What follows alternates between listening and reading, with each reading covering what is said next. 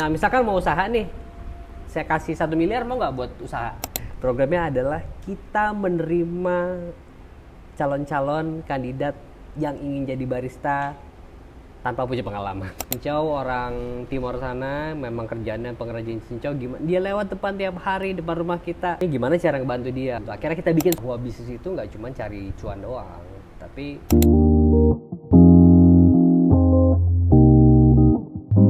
Gimana? Selamat siang Pak Danu.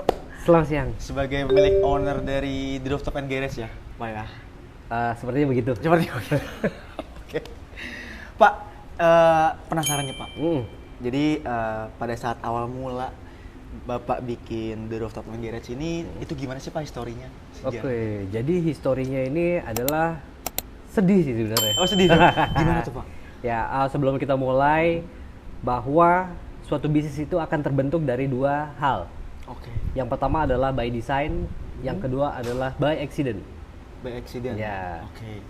Nah, saya ini yang by accident. Nah, Accident gimana tuh? jadi pada tahun 2020, seperti kita tahu ya, itu COVID-19. Ya, yang dimana saya sendiri kena PHK pada waktu itu. Oh. Ya, kena PHK, terus istri lahiran, sesar, dan akhirnya kita nggak punya kerjaan nih. Bingung nih. Nggak ada pendapatan gitu ya Pak? Nggak ada sama sekali. Jadi kita cuman sisa uang dari kerjaan sebelumnya. Nah, langsung kita, aduh mau ngapain ya? Ngelamar kerja juga nggak mungkin karena kan kondisi lagi parah ya di Indonesia, di dunia pun juga lagi parah. Dan akhirnya saya memutuskan untuk buka yang, nah ini dia rumus bisnis. Apa tuh, Pak? Bukalah bisnis yang kita sukai dan kita kuasai. Yang kita sukai dan kita kuasai. Betul. Oke. Ya, akhirnya saya inget-inget apa ya yang saya sukai dan saya kuasai. Akhirnya ya karena saya dulu pernah jadi barista di suatu coffee shop yang warnanya hijau itu. Oke. Yang sekarang lagi dijauhin lah. Oke. Wow. Gitu. Jadi akhirnya ternyata pengalaman itu yang saya jadikan tumpuan untuk saya membuka usaha. Akhirnya karena saya suka ngopi dan ilmunya saya kuasai, akhirnya saya buka kedai kopi kecil-kecilan. Oh, pada saat itu belum sebesar sekarang nih Pak? Atau? Sebenarnya basicnya emang karena kita nggak bisa sewa tempat ya, ya akhirnya kita buka di garasi, garasi mobil yang di depan itu. Nah dulu sih kita buka di situ, ya udah akhirnya kita nekat, ya kita buka garasi, ya udah deh akhirnya kita buka karena garasi dan di atap. Namanya kita namakan The Rooftop and Garage gitu. Asal muasalnya kayak Asal gitu berarti ya muasalnya Pak ya, kayak The gitu. Rooftop and Garage tadi gitu ya. Dulu itu kita sewain ke orang-orang untuk titip mobil. Oh. Gitu. Akhirnya lama-kelamaan, wah kayaknya kita pakai aja sendiri. Buat usaha gitu ya. Biar profitnya juga lebih Bener banget Pak? Lebih besar dibuat usaha ya? Oh ya, kalau kan itu bisa 3 mobil ya, taruh satunya 600.000, berarti sebulannya 1,2. Tapi kalau kita jadikan tempat untuk bisnis, ya itu tiap hari kan beda-beda tuh. Nah itulah. Dimanfaatin lebih ini lagi ya, leverage-nya ya Pak Betul. ya? Biar untungnya juga lebih banyak lagi. Tadi by accident sama by incident sama by design ya Pak ya? By design and by accident. Oke, Iya. jadi nekatnya pun karena tadi ada accident juga ya Pak ya? Kena PHK sampai akhirnya buka usaha. Betul. Seperti itu Pak ya? Iya. Berarti pada saat awal mula Bapak sendiri aja nih? Iya, dulu pas awal mula saya sendiri nih yang bikin, yang nganterin. Nah istri saya baru ngelahirin dan istri saya yang masak. Oh, jadi kita tektokan aja berdua tuh. Mulai dari sepi, kita tungguin, bahkan pagi, siang, sore, malam kita makan di situ. Kenapa? Biar kelihatan ada customer. Kan orang yang lewat kan nggak tahu kalau yang duduk di situ adalah pemiliknya. Nah itu adalah trik marketing yang saya sama anak-anak sama istri duduk seharian di situ. Gitu. Biar mancing orang untuk beli ya Pak Iya. ya? Itu belakangan juga terkenal sama FOMO marketing katanya Pak? Betul. Jadi kalau pas ada orang yang rame, ikutlah mereka ke sana gitu ya. Berarti berdua aja gitu Pak. Ini sebelumnya Bapak ini ada pengalaman usaha kah atau kerja aja nih Pak? Oke, jadi saya dari tahun 2003 sudah berkarir ya. Berkarir itu kerja ya, udah dari kuliah sambil kerja gitu. Jadi udah kebiasa untuk tiap hari kerja gitu. Kalau nggak kerja kayaknya bingung gitu. 2003 Pak? 2003. Oh, saya baru lahir itu ngomong. Saya baru lahir itu Ya 2003 saya udah kerja di coffee shop. 2004 masuk ke coffee shop yang hijau itu, ya 4 tahun jadi barista, terus pindah dari wine house, hotel to hotel, sama kapal pesiar gitu. Berarti memang F&B tuh ya Pak ya? Bener-bener F&B ya? sih, hospitality industry. Iya. Dari awal. Berarti The Rooftop ini pertama Pak, usaha pertama Bapak ya? Saya pernah buka mie ayam juga, pernah buka mie ayam sih pertama ya, sama paling saya sih buka kos-kosan sih. Gitu, jadi yang bisa jadi tumpuan hidup itu juga. Nah ini di kondisi COVID itu ya akhirnya saya beranikan untuk buka kedai kopi. Berdasarkan pengalaman tadi ya di dunia hospitality tadi ya Pak. Iya betul. 4 tahun di coffee shop hijau itu lumayan loh by the way Pak. Alhamdulillah ilmunya udah saya sedot semua. Itu quality controlnya saya dengar-dengar juga kan ini banget ya katanya. Betul. Bahkan pola dari sistem di sini pun hampir sama seperti di sana. Oh, dibuat mirip sama yang di sana. Betul. Waktu itu. Gitu. Wow. Apa aja Pak contohnya Pak? Contohnya adalah satu barista ini harus bisa melakukan yang namanya mengerjakan menjadi seorang peracik minuman atau di bar, nanti bisa di kitchen, bisa di floor yang bagian bersih-bersih, itu akan kita rolling schedule-nya. Fleksibel jadi gitu. Fleksibel lah. Ya, sebenarnya itu adalah multi talent jadinya. Cuman ya nanti akan kita rolling per minggu dan itu yang terjadi di tempat itu pada waktu itu. Pada waktu itu seperti itu konsepnya ya Pak ya. Bapak aplikasikan di sini Di juga. sini betul. Gitu. Bahkan banyak knowledge-nya yang istilahnya kita jadikan baku di sini. Mulai harus ngopi setiap pagi, setiap hari gitu. Wajib itu Pak ya? Wajib ngopi setiap hari kan? Betul. Barista tapi kalau nggak ngopi gimana gitu ya Pak? Iya kan lucu dong, masa nggak ngerti produknya gitu. Kayak gitu ya Pak. Berarti di The Rooftop ini pengalaman dari hospitality juga gitu ya Pak.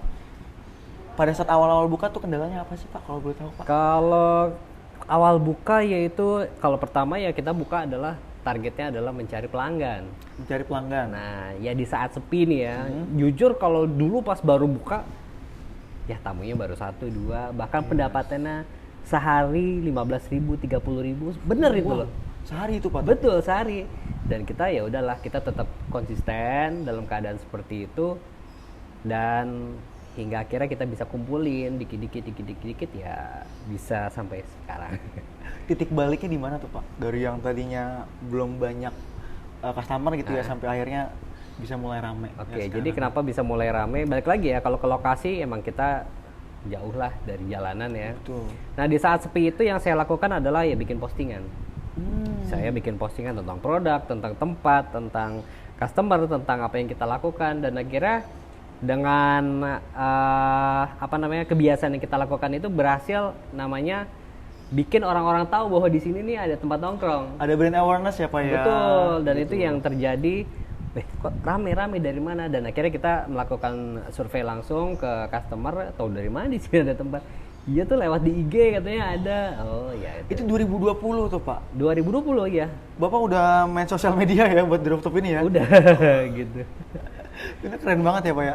Jadi memang ternyata di sosial media marketing gitu ya, kita bikin konten. Betul. Itu bisa dilakukan juga kok sembari mungkin menunggu pelanggan gitu ya Pak ya. Jadi bukan berarti sepi terus kita nggak ngapa-ngapain. Bikin aja postingan apa sifatnya edukatif, menghibur, apapun itulah. Apapun usahanya untuk meramaikan usaha ya Pak ya. Kayak gitu ya. Oh jadi banyak juga nih ya coffee hunter ya, pendekar kopi yang kesini. Okay. Betul, dulu kita jualannya robusta semua. Robusta semua. Karena kita keterbatasan dana ya, yang ada aja deh.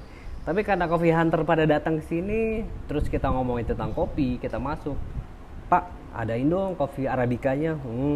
Ya udah seiring berjalannya ramai, kita bisa nabung, kita bisa saving pendapatan. Akhirnya kita sekarang arabika semua. Arabika semua sekarang. Gak ada robusta berarti nih? Ada untuk kopi susunya aja. Untuk kopi susunya aja. Coffee Hunter di 2020 kayaknya baru mulai ini apa ya, tren kopi tuh kayaknya. Lagi rame-ramenya lagi rame-ramenya tuh ya. Lagi naik-naiknya nah, gitu. Di situ banyak yang akhirnya Coffee Hunter itu yang memposting kedatangannya ke sini dan itu salah satu yang bikin jadi tempat ini rame. momentumnya di sana itu ya Betul. Pak ya, titik baliknya tuh. Ini Pak, pada saat saya masuk tadi nih Pak ke The Rooftop ini ya, yang saya lihat ini yang menarik perhatian saya nih banyak banget seni-seninya di sini nih Oh teman-teman. iya iya. Ini konsepnya gimana nih Pak nih Pak? Jadi gimana? Lukisan-lukisan ini tuh gimana tuh? Jadi konsepnya adalah sebenarnya itu dari semakin ramainya customer yang ngeposting, akhirnya ada satu seniman yang minta izin ke saya gitu, boleh nggak nih? Dia lagi ada project kompetisi sama di luar negeri lah gitu. Oh, di luar negeri. Nah, boleh nggak nih satu spotnya kita jadikan untuk dilukis dan dikompetisikan? Oh, kan lukisannya gede tuh lumayan di bawah kan? Oh, yang di depan bar itu? Depan meja biliar tadi. Depan meja biliar Ah, tadi. Oh iya, oke. Itu adalah lukisan dia yang pertama. Kan kalau kita misalkan minta dilukis kan itu bisa sampai 5 sampai 10 juta kan. Seniman kita, ya Pak ya? kita kolaborasi aja deh gitu. Akhirnya kita kolaborasi dan ya udah akhirnya kita kenal nih. Kenal, kita cocok. Ya udah deh. Ya udah kita partneran aja deh. Kita taruh karya di sini. Nanti kalau ada yang beli ya silakan nggak apa-apa. Nah, ini semuanya sebenarnya dijual. Oh, ini semua dijual di sini Semuanya Pak? dijual. Ya kayak ini 20 juta nih yang gede nih. Yang kecil-kecil 5 Iya. juta. Gitu. Jadi kita kolaborasi saling branding. Gitu. Bisa di-spill nggak namanya Pak? Siapa Oh tahu iya, ada yang mau beli nanti lukisan ini? bisa cek ke Acul SW. Acul, Ah, Acul SW ya? itu adalah seniman yang lumayan terkenal tuh, ini ada namanya. Ah, iya. Oh, oke. Gitu. Menarik banyak seni-seninya gitu ya.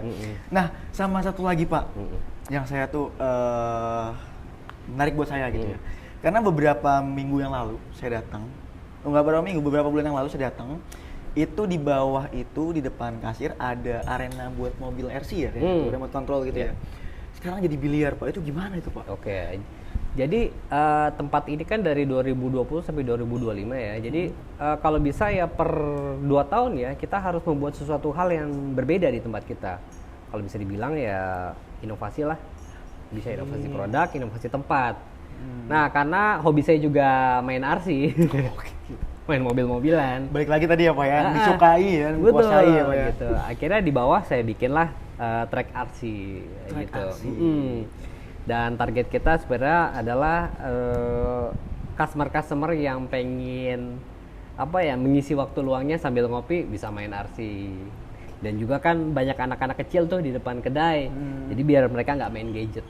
Biar mereka tuh main RC kan harus mikir. Benar. Karena ya. banyak rintangan-rintangannya. Nah, itu sempat bertahan kurang lebih 6 bulan. 6 bulan gitu. baru setelah itu Nah, baru setelah itu saya ngelihat market nih, kira-kira apa sih yang harus diinovasikan kembali. Nah, tren main biliar itu lagi naik. naik bener. Lagi naik.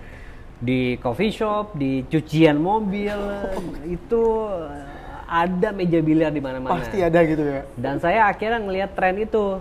Wah, kayaknya harus kita pasangin nih gitu.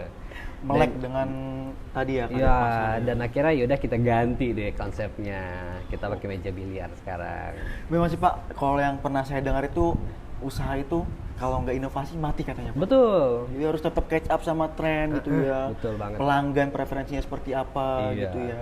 Nah, kalau di Rooftop ini preferensi pelanggannya mungkin ya karakternya itu seperti apa sih Pak? Oke, kalau kita lihat level dari sosial ekonominya ya, kita emang ngeset tempat ini di menengah ke bawah. Menengah ke bawah. Ya, karena memang kita pengen menyediakan yang orang kalangan ekonomi menengah ke bawah bisa nongkrong gitu. Jadi ya kan bisa dilihat dari sisi harga ya, harga kita terjangkau. lah. Terjangkau. Kalau kita sudah melakukan riset survei ke 3 tempat kompetitor kita, itu harganya udah agak tinggi. Nah, di sini yang paling terjangkau sebenarnya. Nah, jadi kita ngelihat ya di sini kita set menengah ke bawah gitu. Tapi kalau dilihat dari sekitar juga memang pasarnya banget ya Pak ya. Maksudnya menengah ke bawah, mungkin anak-anak SMA kan banyak nih di sekitar Betul. Muara dari sini gitu ya. Jadi lucu, customer kita kalau siang itu biasanya anak SMP, anak SMA. Oke. Mulai sore anak kuliah. Malamnya orang kerja. Gitu. Jadi ada jam-jamnya tuh. Ada jam-jam khususnya gitu Betul. ya. Oh, oke. Berarti kalau mau bikin event nggak susah tuh ya Pak ya? Nggak susah, Tinggal silakan. lihat aja nih segmentasi mau ngincer yang mana sih gitu. Iya. Oke, untuk dari segi customer-nya. Nah, terus Pak kalau misalkan boleh tahu nih Pak, kan kalau coffee shop ya, saya lihat nih banyak banget ngadain event gitu ya. Nah, kalau di rooftop ini strateginya apa sih Pak? Biar tetap bisa bersaing sama kompetitor. Oke. Jadi kita di sini basicnya adalah community juga ya, gitu. Jadi kalau kan kita lihat nih banyak nih dari kampus-kampus yang pengen bikin acara gitu kan. Terus dari klub-klub sepak bola juga ada, klub nonton apa ya, perfilman juga ada gitu. Nah, kita biasanya memberikan keringanan apabila bikin acara di sini nggak kita pungut biaya. Gitu. Biasa kan kalau mau nyewa gedung, mau nyewa tempat, itu kan ada biaya kan. Reservasi ya Pak ya. Reservasi. Nah di sini kita karena basicnya community juga, apalagi mereka tuh yang bikin acaranya secara mandiri, tidak ada sponsor, yaitu kita berikan untuk penyewaan tempatnya gitu ya, bisa dipakai nih bisa tempatnya dipakai. ya, bebas itu ya Pak. Memang memancing banget untuk community buat datang ke sini. Ya betul, karena kan kalau dikenakan biaya lumayan tuh, budget mereka akan keluar banyak juga. Nah di sini kita enggak. Dan efeknya apa Pak sejauh ini Pak? Efeknya kita punya community yang loyal. Satu community bawa 20 orang, berarti kan dikali berapa gelas? Cuan. Kalau bawa orang lagi itu ya, anggota-anggotanya juga mungkin mau nongkrong itu juga bisa lagi kayak mereka gitu ya. malah sering ngobrol nongkrong bareng di sini, jadi bareng. Kan itu sebenarnya kan getok ular lah. Getok ular satu getok semuanya ikut. Semuanya ikut gitu ya. Memang sih Pak, kalau yang aku baca-baca juga gitu ya, belakang ini memang community driven marketing itu lagi gencar-gencarnya karena loyal gitu ya Pak ya, pelanggan-pelanggannya itu. Ini yang di Rooftop lakukan ya Pak ya? Betul, sampai sekarang. Sampai sekarang gitu ya. Jadi kalau yang lain mungkin ngincernya itu adalah customer retail, di Rooftop fokus ke community aja, kita menengah ke bawah aja. Kita deketin siapa ya bareng ya. Akhirnya pun saya yang udah berumur kepala 4 ini harus menurunkan egonya. Gitu. Bahwa saya harus bergaul dengan cara mereka gitu. Seorang bapak-bapak yang harus ngobrol anak sekarang, wah udahlah. Tadi Bapak 2003 udah kerja, saya baru lahir tuh Pak, ngomong-ngomong ya. Tapi masih bisa ngobrol lancar kayak gini nih.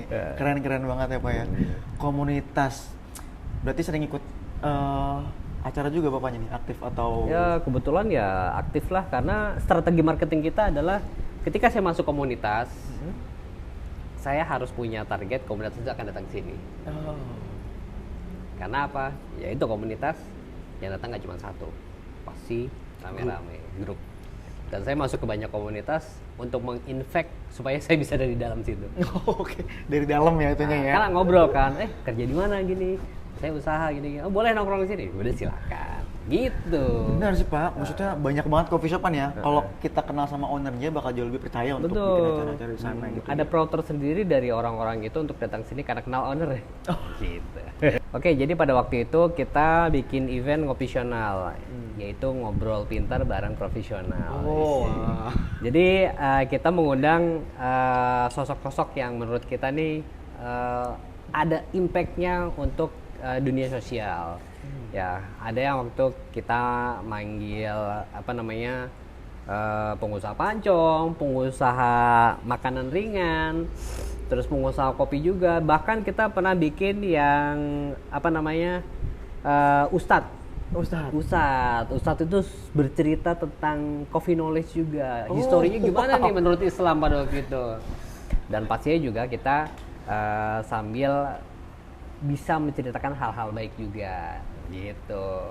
Lagi-lagi komunitas ya Pak ya? Lagi komunitas. Komunitas, bahkan sampai tadi bahas kopinya tuh nggak dari segi sosialnya aja atau produknya aja, tapi dari segi sejarahnya juga tadi ya. Gitu. Ngopisional pada saat itu. Nah, ini balik lagi ke pertanyaan sebelumnya nih Pak, yang aplikasi pesan antar gitu. Oh iya. Itu kan ramai banget nih Pak katanya gitu ya. Di Rooftop ini pakai nggak sih Pak? Dulu kita udah pernah pakai ya, tapi ternyata setelah kita jalankan malah sepi kalau yang online-nya. Jadi kebanyakan mereka di sini dine in dan nikmatin suasana. Nah dari situlah ya udahlah kita memutuskan untuk tidak pakai online lagi. Fokus untuk kita fokus di offline aja. Di offline selling aja. Karena kan juga misalkan minuman kopi ya dibawa dalam durasi berapa menit atau jauh nanti akan watery gitu. Jadi ya udah kita online kita close, kita fokus di offline aja. Fokus di offline aja. Gitu. Nah tadi juga Kak boleh minta itu nggak? Yang yogurt, sorry. Ini siapa? Oh iya. Oke. Nah ini tadi kita dikasih produk baru lagi Randy tadi Pak. Ini lagi Randy aja nih. Yogurt ini ya, ini jadi spill juga nih kan Pak. Yogurt Pak.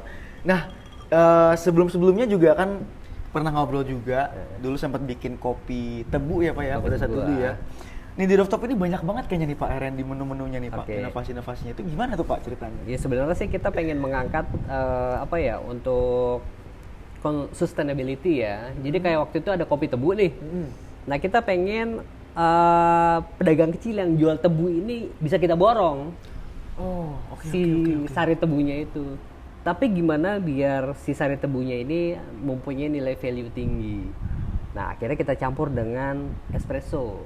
Espressonya juga Arabica khusus, kita udah Randy dan ternyata jadi americano kan, tapi basicnya ada tebunya. Air tebunya. Dan itu laris banget pada waktu itu. Oh, waktu itu sempat laris setelah itu ya? Pas musim panas. Oh iya, musim panas iya memang. Sekarang musim hujan harus ganti. Oh, jadi menyesuaikan gitu Pak? Menyesuaikan. Dari musim. Itu kayak seasonal menu atau? Seasonal, kita harus lihat-lihat situasi kondisi. Situasi kondisi ya. Sama apalagi coffee shop ya Pak. Betul. Minuman itu kan berpengaruh banget sama cuaca ya Pak. Kita ada juga pengrajin cincau orang timur sana, memang kerjaannya pengrajin cincau. Gimana dia lewat depan tiap hari depan rumah kita. Ini gimana cara ngebantu dia? Kalau cuma sekali beli 2 kali kayaknya nggak ngebantu. Kalau kasih uang aja juga nggak ngebantu. Akhirnya kita bikin suatu menu. Namanya cincau brown milk. Dan akhirnya kita pakai tiap hari. Kerja sama si pedagang cincau itu? Iya. Pengrajin cincau Jadi tadi kita ya Pak? beli. Toh kalau nggak laku ya kita minum sendiri. Iya sih. Gitu. Wow Pak Danu ini dari pedagang tebu tadi ya sampai pengrajin cincau ya Pak ya, ini keren banget Pak. Jadi nggak cuma usaha nih, nggak cuma mikirin profit aja nih Pak. Betul gitu. Tapi ikut juga mementingkan orang lain juga ya Pak ya. Akhirnya kan dia terbantu, setiap hari ada pemasukan. Balik lagi, buka usaha harus yang kita sukai dan kita kuasai. Kalau nggak laku, kita minum sendiri. Gitu kan, gampang. Itu proses-proses R&D-nya juga kan kita menikmati jadinya Pak ya, kalau memang kita suka gitu sama produk-produknya. Oke. Wah, keren banget sih Pak. Sebelumnya juga nggak kepikiran tuh untuk tebu, cari tebu. Itu kan banyak ya maksudnya di pedagang-pedagang itu ya. Cuman belum pernah kepikiran dicampur kopi. Sampai waktu itu datang ke sini disuruh coba. Dan itu seger juga tuh. Tahu nggak yang lucunya? Kenapa tuh Pak? Tukang tebunya beli espresso sama saya. Dan dijual. Oh, dijual dengan menu yang sama. Dijual di tempatnya dia. Kebalik kan? Hah? Kok jadi kebalik ya dia yang beli? Bisa sama-sama menguntungkan juga dong jadinya ya. Di Bapak beli tebunya, beliau nih beli espresso dari Bapak. Iya, gitu. dia sendiri, Pak kok enak ya? Saya baru sekali nih nyobain kayak gini. Gitu. Itu enak Pak, memang Pak. Sekarang juga ada yang kelapa-kelapa itu ya. Menurut saya tebu yang kemarin juga mirip-mirip tuh sama kelapa sekarang. Menu-menunya kayak gitu. Oke, keren banget sih dari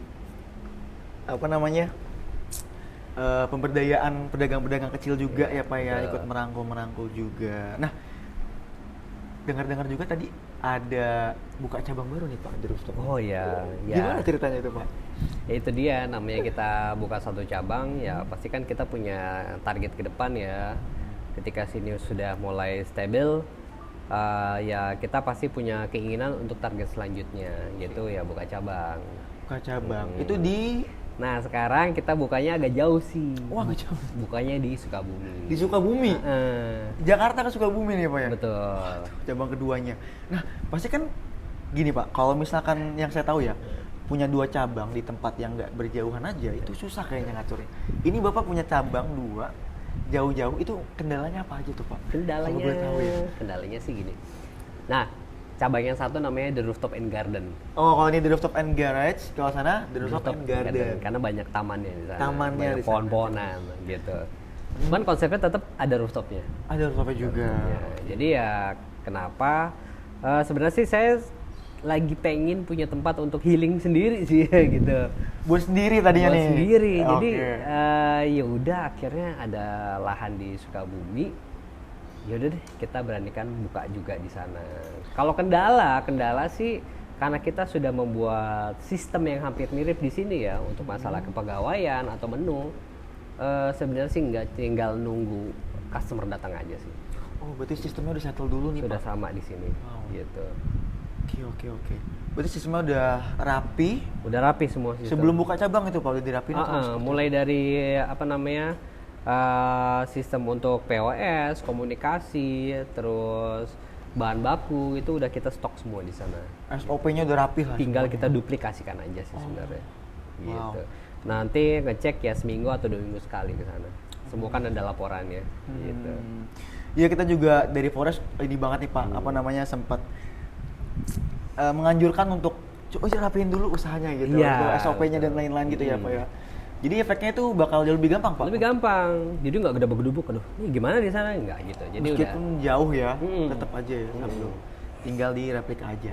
Bahkan pakai forest juga di sana. Forest juga di sana Tetap nih. kita bawa ke sana. Kita kapan-kapan main kali ya ke Sukabumi ya. Boleh. Kayaknya seger. Ah. Tuh. Kayak kapan ya?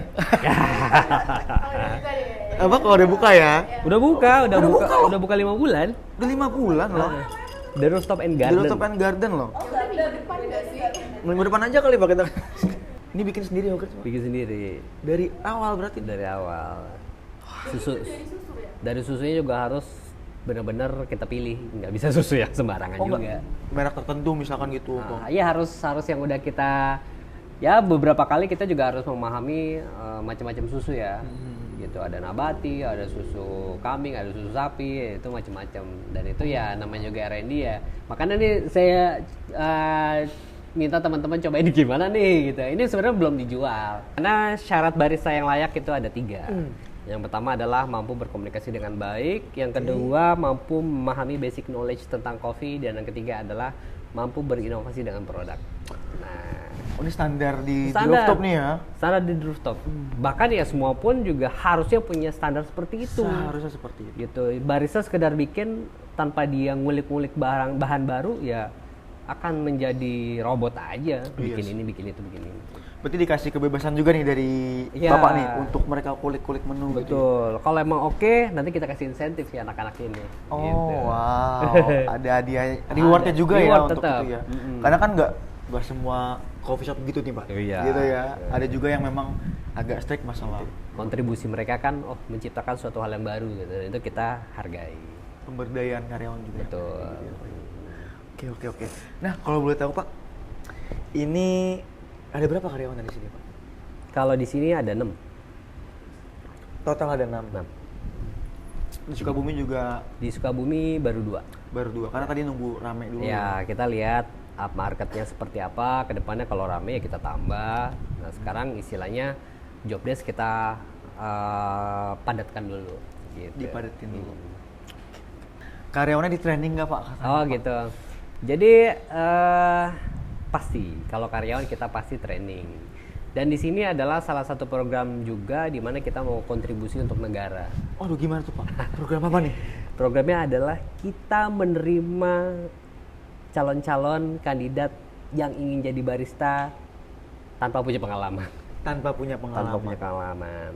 Umur gimana nih umurnya? Terkait umur nih? Umur pun ada yang masih SMA nih lagi jadi barista juga.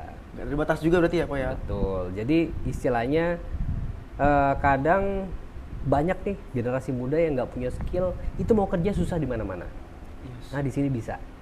Asal mereka mau belajar tentang kopi, mau berkembang, itu kita terima di sini. Diajarin ya Pak ya? Ya itu mungkin salah satu ya kita kontribusi buat negara. Kenapa? Karena kalau kita ngeset standarisasi, pengen dapat karyawan yang pinter, yang rajin, yang ini, waduh, kayaknya sangat tidak adil untuk generasi muda yang kurang beruntung ini. Kesempatannya itu ya Pak ya? Betul, Sangat kesempatan ini. terbuka gitu ya? Karena ya salah satu misinya adalah menciptakan barista-barista yang bisa berkompetisi secara nasional. Wow, dari yang nggak punya pengalaman, Betul. di training ya Pak ya, bisa sampai nanti kompetisi di nasional. Yang saya harapkan mereka bisa menguras isi otak saya juga buat dipindahkan ke mereka. Biar ilmunya lebih nangkep juga ya Pak ya? Betul. Nah, Pak, Bapak ini keren banget nih, nggak cuma karyawannya, terus juga ada pemberdayaan tadi ke pedagang-pedagang kecil, filosofi usaha Bapak apa sih, Pak? Waduh. Kalau boleh tahu, ini agak ini ya. Pertanyaannya ini agak ini ya. Gitu ya, itu kita harus punya yang namanya empati ya. Empati. Bahwa bisnis itu nggak cuma cari cuan doang, tapi gimana biar bisa bermanfaat untuk orang lain gitu. Karena dari top of the goals dari suatu bisnis adalah bisa meng-create social impact.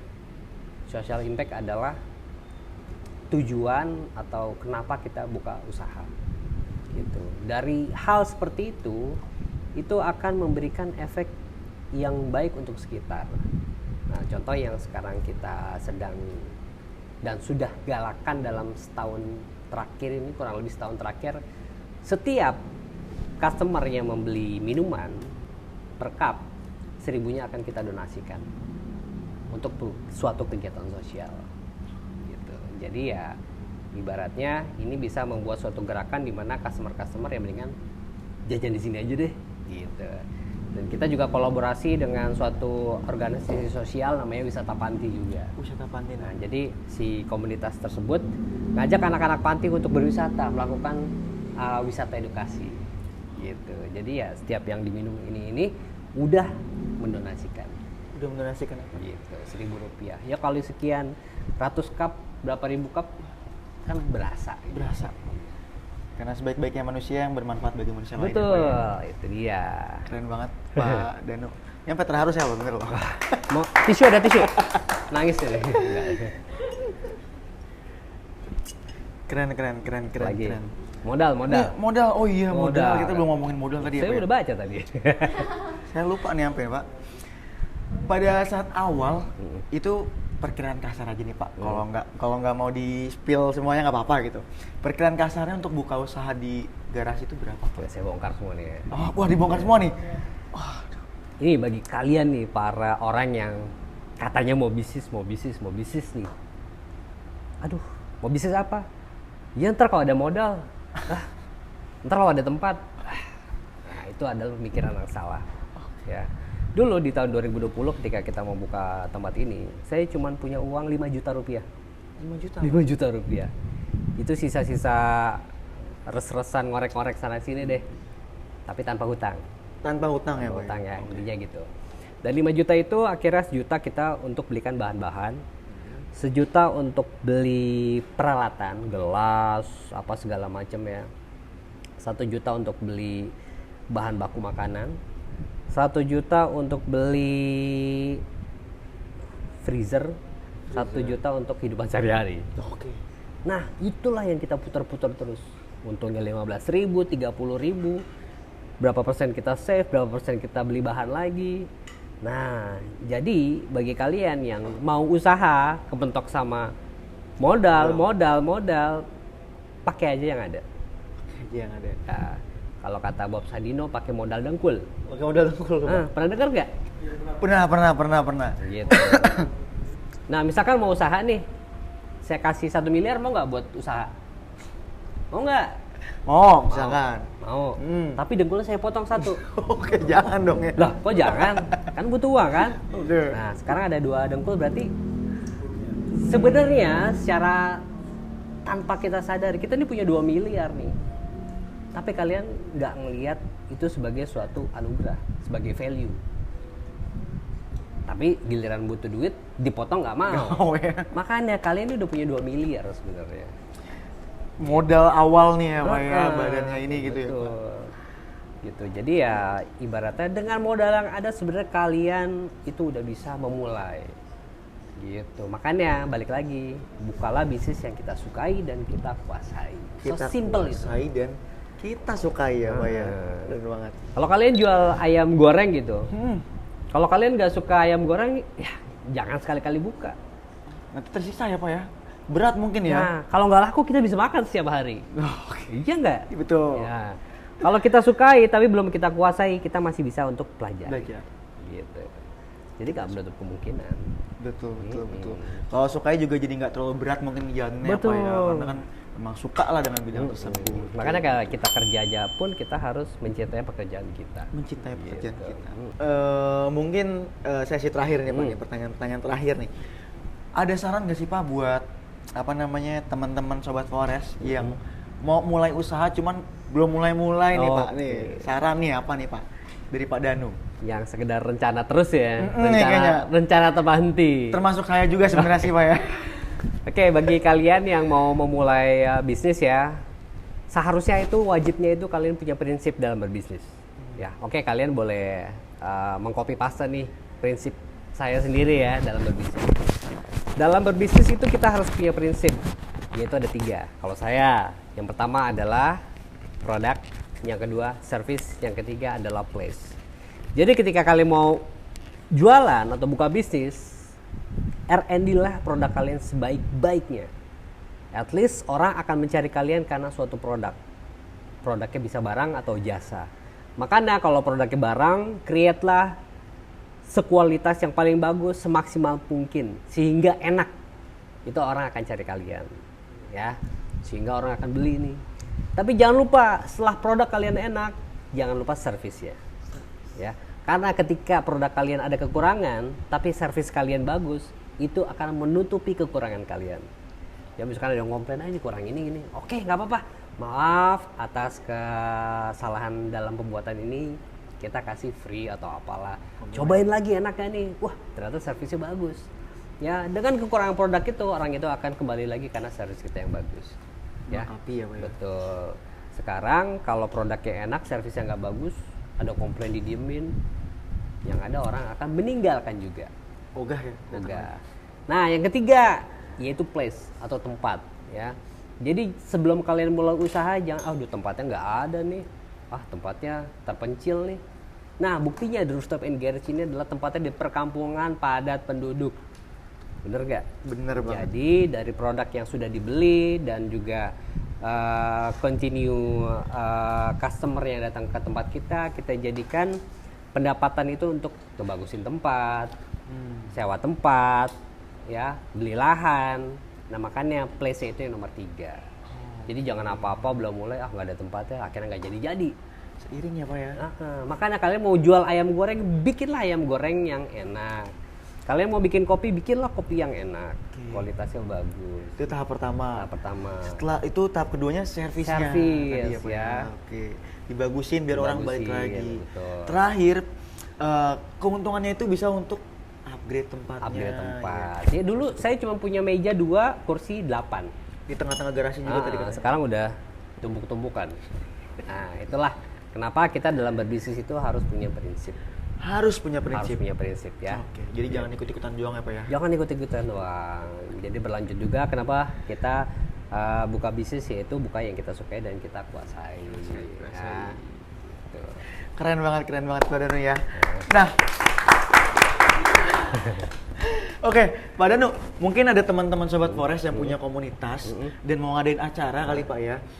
Ini boleh nih Pak, dipromosikan nih The Rooftop and Garage ini. Oke, bagi kalian ya, komunitas mau individual yang mau bikin kegiatan atau sekedar nongkrong doang, boleh banget di sini ya, terbuka. Karena kita juga basicnya adalah community, jadi gimana caranya supaya kalian tidak terbebani dengan biaya-biaya persewaan yang besar, itu kalian bisa ke sini. Kita bicarakan kalau ada sponsornya bagaimana, kalau nggak ada sponsornya bagaimana gitu. Nanti dibicarakan secara langsung ya Pak Betul. ya sama Pak Danunya buat teman-teman yang mau datang ke sini. Ya. Lokasinya di mana sih Pak? Oke, kita berlokasi di Jalan Cipinang Muara, RT 13 RW 3 nomor 18. Pokoknya area padat penduduk, cuman parkiran motor kita bisa sampai 100. Mobil pun juga kita bisa parkir 3 mobil di depan. Hidden gems memang Pak. Iya, hidden banget ya. Hidden gems ini dia Pak. Oke, Pak Danu, mungkin ini dari Forest ada sedikit hadiah Pak. Apa nih? Aduh, kenang-kenangan Pak. Mungkin boleh dicek dulu nih Pak. Waduh. Gift sedikitnya nih Pak ya. Oleh-oleh nih. Banyak oleh-oleh nih Oleh-oleh. buat Sobat Forest yang udah Ini 5 banyak tahun. banget isinya nih.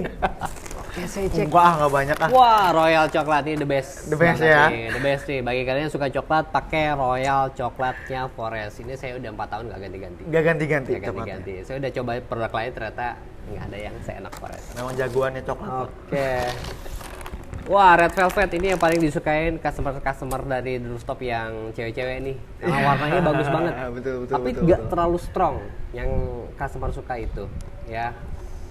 Ini red velvet. Red Wah, velvet, ada powdernya. Nih aku pinggirin dulu sebentar. Oh, ada. Wah, cookies and cream. Cookies and creamnya juga enak banget buat kita, rasanya sih premium ya. Jadi ada remahan-remahan dari si kayak Oreo ya. Betul, kayak biskuit cookies ya, Iya, kayak biskuit gitu. itu ya. Pokoknya ini enak Ada banget, remahan-remahan. gurih banget. Asin-asin manis. Ada lagi nih. Ada lagi Waduh. dong. Oh, ini masih Wah, dipakai nih aduh. nanti Oh, ya. ini ya. Wah, kaos, Iya. gerobak. Wah, Kaos. oke. Sama apron mungkin ya buat Sama- koleksi di rooftop nih. Oh, apron. Saya ini koleksi apron loh. Oh iya. Oke, saya mengoleksi apron. Jadi saya punya apron banyak banget. Dan salah satunya ya apa ya? Karena dalam setiap acara ya saya suka gonta-ganti. Gitu.